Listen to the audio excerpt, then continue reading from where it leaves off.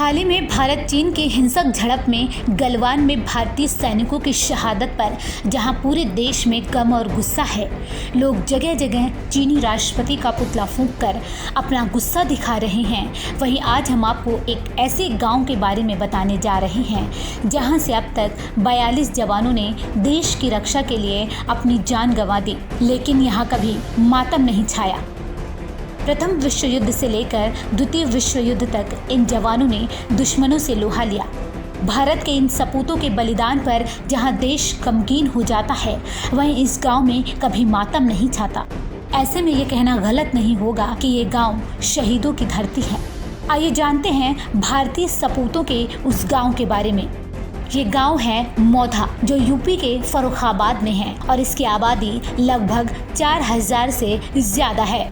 सरहद पर बीते कई दिनों से भारत चीन के बीच चल रहे तनाव के बीच लद्दाख में दोनों देशों की सेनाओं के बीच जो झड़प हुई और उसमें भारतीय सेना के जो जवान शहीद हुए, उसको लेकर रिटायर्ड फौजियों की भुजाएं फड़क उठी।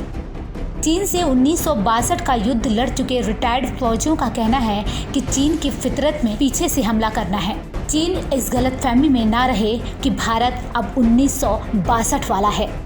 हम लोग अब कमजोर नहीं है, हमला किया, अभी धोखा दे रही है, जैसे अभी धोखा दिया, इसी तरह पीछे दिया था। भारत की स्थिति बहुत अच्छी रहेगी, उनको बहुत मतलब नुकसान होगा अगर आज लड़ाई होती है। तो पुरानी नीति मतलब जो समझौता हुआ उस मुताबिक तो उन्होंने गलत किया है ना। ये तो आप तैयार है? बिल्कुल तैयार है। गौरतलब है कि इस क्षेत्र के 42 जवानों ने देश के लिए अपनी जान गंवा दी, लेकिन इनमें सबसे ज्यादा 18 जवान मौधा के थे। प्रथम विश्व युद्ध के बाद साल 1971 में हुए भारत पाकिस्तान युद्ध में भी मौधा के जवानों ने दुश्मनों को मुंहतोड़ जवाब दिया था। ग्रामीणों की माने तो प्रथम विश्व युद्ध में यहाँ के 10 जवान, दूसरे विश्व युद्ध में 3 जवानों रामेश्वर सिंह, चंद्रपाल सिंह और हरबख्श सिंह ने अपने प्राणों की आहुति दे दी थी। हमारे पास अच्छे हथियार नहीं थे, तो इस वजह से ज़्यादातर हथियारों की कमी थी, इसी वजह से हार गया इंडिया था उस समय। समस्या ये थी कि जवाहरलाल नेहरू जो थे वो हम शांति में थे, चाइना ने धीरे से अटैक किया। उनका नारा था हिंदू चीनी भाई भाई। उन्होंने अटैक किया एकदम अचानक धोखे से।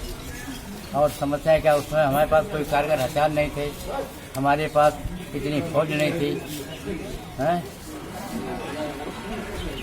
और कोई हिंदुस्तान की तरफ कोई लड़ाई की योजना नहीं थी, ना एक कुंजन थी और ना एक रामोता थे। ये तो हमारे साथ वाले थे, हमारे मौजा गाँव के, और जिले में तो बहुत दूर होंगे।